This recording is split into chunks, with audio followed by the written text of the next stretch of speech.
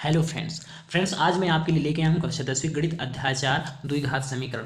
Friends द्विघात समीकरण को इंग्लिश में कहते हैं एडरेटिक इक्वेशन। क्या कहते हैं? एडरेटिक इक्वेशन।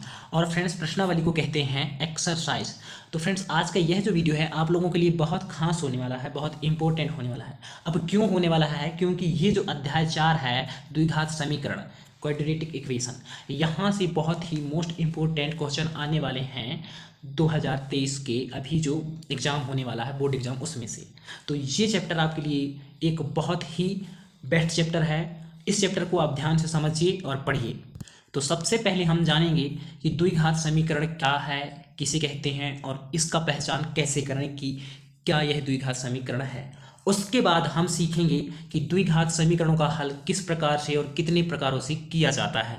उसके बाद हम सीखेंगे इस वीडियो में कि एमपी बोर्ड किस तरह के क्वेश्चन बनाकर भेजेगा, और आपको मैं बताऊंगा कि किस तरह के क्वेश्चनों को सीखना है और किस तरह के क्वेश्चनों को पढ़ना है, प्रिपरेशन करना है अपने एग्जाम्स के लिए। वो सब मैं एंड में बताऊंगा। सबसे पहले हम सीख लेते हैं कि ये द्विघात समीकरण क्या है, इसको कैसे पहचाने और इनका हल किस तरह से होता है। तो हेलो फ्रेंड्स, मैं हूं प्रकाश यादव और आप देख रहे हैं मेरे YouTube channel Prakash Yadav study centre पर। आप सभी लोगों का मैं हृदय से स्वागत करता हूं। तो चलिए फ्रेंड्स हम जान लेते हैं द्विघात समीकरण क्या है, इसे हम कैसे पहचानें। तो फ्रेंड्स इस तरह का समीकरण ए एक्स का वर्ग धन बी एक्स धन सी बराबर शून्य, इस रूप के समीकरण को हम द्विघात समीकरण कहते हैं। कहने का मतलब ये कि एक ऐसा समीकरण जिसमें x या y का अधिकतम घात 2 हो। कितना हो? अधिकतम घात 2 हो और a बराबर नहीं हो शून्य, यानी कि a के स्थान पर शून्य नहीं होना चाहिए। ठीक, अभी हम उदाहरणों से समझेंगे तब हमें जाके कुछ अच्छा से समझ में आएगा। इसलिए चलिए उदाहरण लेते हैं और समझते हैं। तो फ्रेंड्स यहाँ पर जैसे कि a के स्थान पर कोई संख्या होना चाहिए, तो a के स्थान पर हम 2 लिख दिए। फिर x का वर्ग है तो x का वर्ग, फिर धन क्या दिया है b, तो b के स्थान पर भी कोई संख्या यानी नंबर होना चाहिए, तो 7 लिख दी। उसके बाद x है तो x, फिर इसके बाद धन c है तो c के स्थान पर भी कोई क्या होना चाहिए? संख्या होना चाहिए। तो यहाँ पे हम लिख देते हैं 6। उसके बाद बराबर शून्य है तो बराबर शून्य। तो यहाँ पर आप स्पष्ट रूप से देख सकते हो कि जो हमारा x का घात है वो अधिकतम घात कितना है? 2 है। तो x का घात 2 होना चाहिए और यहाँ पर a बराबर कितना है? 2 है, और b बराबर यहाँ पे 7 है और c बराबर यहाँ पे 6 है, यानी कि a b और c ये आपका कहलाएंगे अचर पद जिसका मान कभी नहीं बदलता, यानी कि कोई भी नंबर, ठीक है, कोई भी संख्या। कौन? a b और c। ठीक, उसके बाद आपको एक चीज और ध्यान देना है, a बराबर शून्य नहीं होना चाहिए, यानी कि a के स्थान पर शून्य नहीं होना चाहिए, इसके स्थान पर। उम्मीद कर रहा हूं आप समझ रहे हो। अभी हम कुछ और सवालों से समझेंगे, यानी कि कुछ और उदाहरणों से समझेंगे। तो चलिए कुछ और उदाहरण लेते हैं। तो मैं यहाँ पर सेकेंड उदाहरण ले रहा हूँ। जैसे कि यहाँ पे हम लिख सकते हैं 3x का वर्ग धन 7 बराबर शून्य। अब यहाँ पे देख सकते हो हमारा जो b का मान है यहाँ पर नहीं है, c बस का मान है जो कि 7 कहलाएगा। क्योंकि c के साथ कोई x नहीं है तो डायरेक्ट यहाँ पर 7 बस है। तो इस तरह से b का मान भी नहीं है यहाँ पर, लेकिन c का मान है, तो ये आपका क्या कहलाएगा? एक द्विघात समीकरण कहलाएगा। ठीक है, लेकिन हमेशा a का मान रहना चाहिए, यानी कि a बराबर जो है 1 होना चाहिए कम से कम। a बराबर शून्य नहीं होना चाहिए। कहने का मतलब मेरा ये है कि शून्य x का वर्ग धन 7 बराबर 0, ये आपका द्विघात समीकरण नहीं कहलाएगा। क्यों नहीं कहलाएगा? क्योंकि देखिए यहाँ पे लिखा है शून्य x का वर्ग लिखा है, इसका मतलब क्या होता है? शून्य का गुणा x वर्ग के साथ होगा तो शून्य आ जाएगा। तो यहाँ पर फिर शून्य धन 7 बराबर क्या आ जाएगा? 0 आ जाएगा। तो ये क्या आपका द्विघात समीकरण कहलाता है? नहीं कहलाता है। उम्मीद करूँगा आप लोग समझ रहे हैं। चलिए कुछ और उदाहरणों से समझते हैं। ठीक है, जैसे यहाँ पे हम लिख सकते हैं 5x का वर्ग धन 3 बराबर शून्य। तो यहाँ पर आप देख सकते हो x का घात जो है, देखो यहाँ पर 2 है तो यहाँ भी x का घात 2 है और ए के स्थान पर क्या है 5 है, और यहाँ पर बी नहीं है, बी बराबर बी यहाँ पर 0 है, और सी के स्थान पर क्या कहला गया 3 कहला गया, बराबर 0 है। तो ये भी एक क्या है द्विघात समीकरण है। चलिए अब मैं कुछ समीकरण लिखता हूँ, उनको आप पहचानिए कि कौन से समीकरण है। ये वीडियो लंबा होगा जरूर, लेकिन आपको पूरी बेसिक जानकारी दी जाएगी ताकि आप इस चैप्टर से जो भी क्वेश्चन आए एमपी बोर्ड में, आपका एग्जाम में, आप अच्छा से सॉल्व कर सको। इसलिए वीडियो को मिस बिल्कुल भी मत करना। तो फ्रेंड्स यहाँ पे मैं लिख रहा हूँ एक समीकरण जिसको आप पहचान के बताइए। तो 3x धन 2 बराबर 0, बताइए क्या एक यह द्विघात समीकरण है?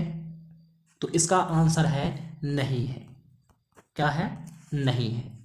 अब क्यों नहीं है इसको समझिए। यहाँ पर आप देख सकते हो 3x जो है, यहाँ पर हमारा x का घात कुछ भी नहीं है, मतलब 1 है, और x का घात कितना होना चाहिए 2 होना चाहिए। तो यहाँ पर कुछ भी नहीं है, x का घात मतलब 1 है।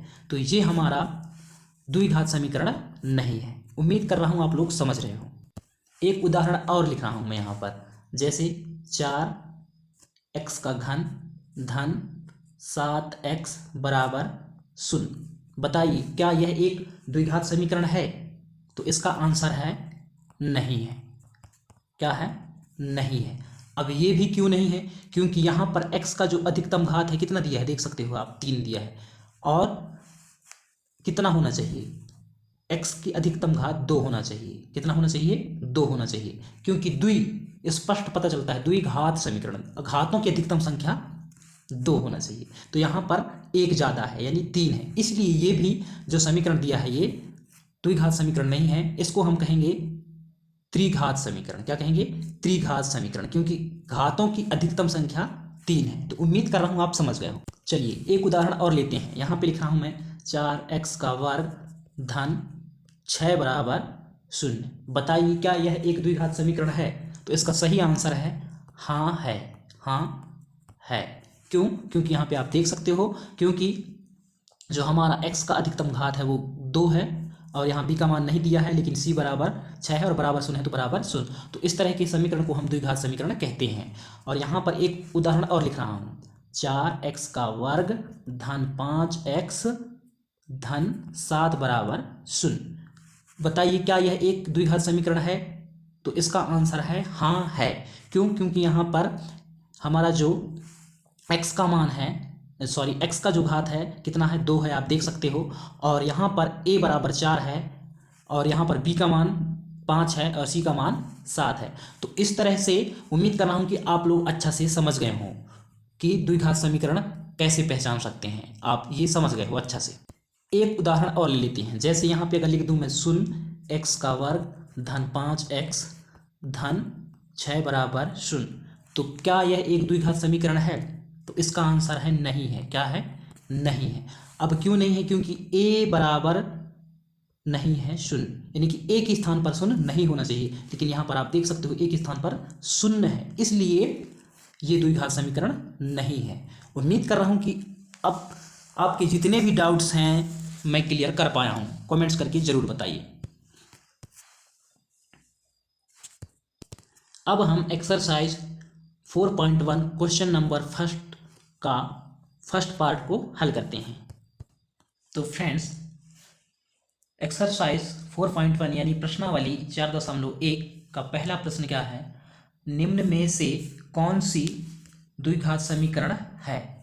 और पहला जो भाग है वो क्या है, कोष्टक के अंदर x धन 1 का वर्ग यानी कि x का भी वर्ग है और 1 का भी वर्ग है, दोनों का वर्ग है, ठीक है, बराबर क्या दिया है 2 कोष्टक के अंदर x ऋण 3। तो इसको हमें हल करके बताना है कि ये जो सवाल है क्या द्विघात समीकरण है या नहीं।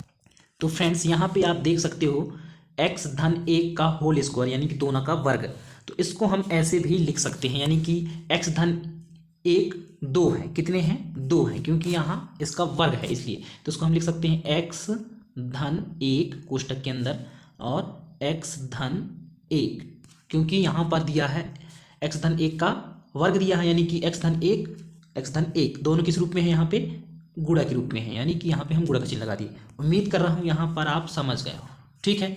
उसके बाद यहाँ पे क्या दिया है, बराबर 2 कोष्टक के अंदर x ऋण 3 कोष्टक बंद। अब यहाँ से क्या होगा, देखिए गुणा के रूप में है तो ये x का गुणा इस x के साथ होगा सबसे पहले।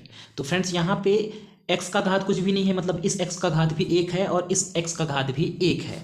तो फ्रेंड्स गुणा करेंगे, x का गुणा जब ये x का गुणा ये x के साथ होगा तो क्या हो जाएगा, x का वर्ग हो जाएगा। घातों की संख्या जुड़ जाती है गुणा करते वक्त, यानी कि इस x का घात 1 है और इस x का घात भी 1 है, तो दोनों घात जुड़ के घातों की संख्या कितना हो गया, 2 हो गया। इस तरह x का वर्ग आ गया। उम्मीद कर रहा हूं कि यहां आप अच्छा से समझ गए हो।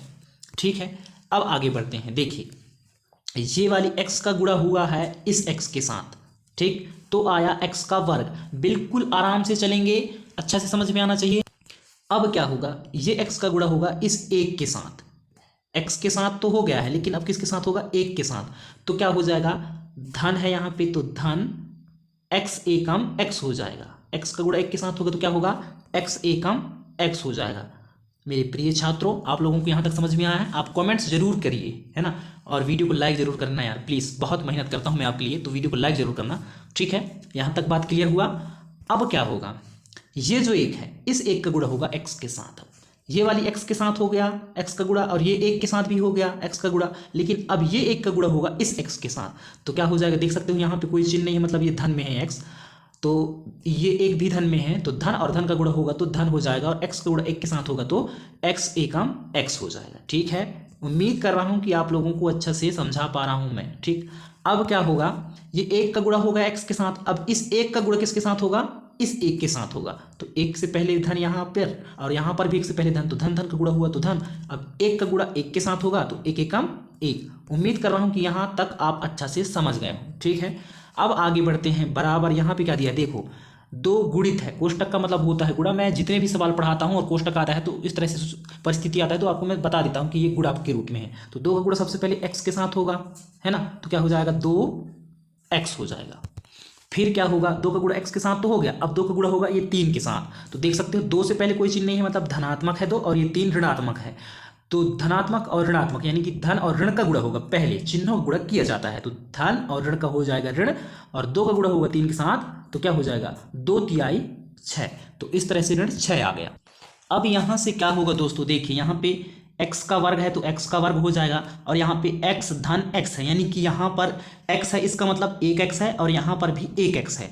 जहाँ पर x बस होता है वहाँ पर 1x होता है, याद रखना। यहाँ पर x बस था इसलिए मैं 1x लिख दिया हूँ, समझ गए। तो यहाँ पर x धन x यानी कि 1x धन 1x है, दोनों धन में है तो क्या हो जाएगा, जुड़ जाएगा। तो 1x धन 1x कितने x हो जाएंगे, 2x हो जाएगा।